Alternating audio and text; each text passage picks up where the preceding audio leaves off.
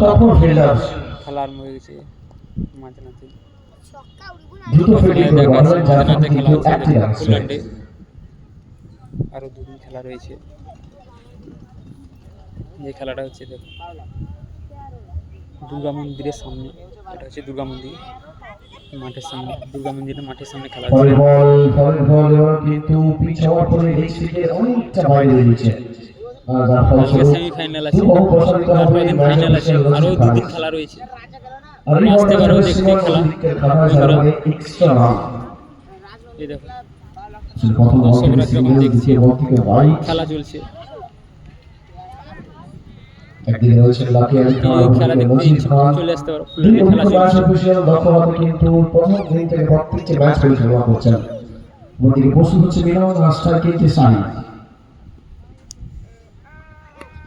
আর এবার বড় সাথে যাওয়ার সমাজের সম্পাদক মহাশয় ফুলল্যান্ডে খেলা মনোজিৎ সামন্ত মহাশয় চলে আসতে পারো।